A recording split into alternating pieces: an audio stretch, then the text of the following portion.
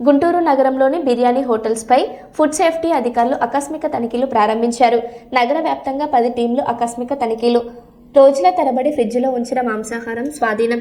గుంటూరు లక్ష్మీపురంలోని బిస్మిల్లా హోటల్లో 50 కేజీల chicken, mutton, fish మాంసాహారం స్వాధీనం. టెస్టులు నిర్వహించి కేసులు నమోదు చేసి తదుపరి చర్యలు తీసుకుంటామని తెలిపిన ఫుడ్ సేఫ్టీ అధికారులు.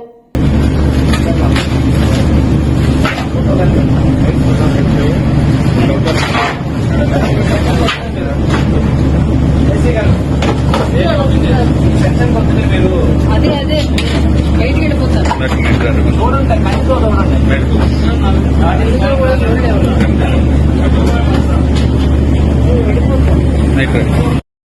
మాస్క్ పట్టురాము.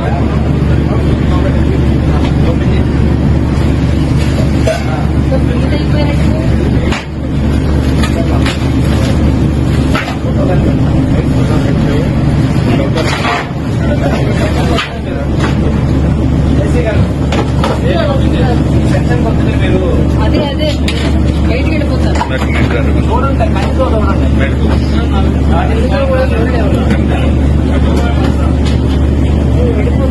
అయిపోయింది.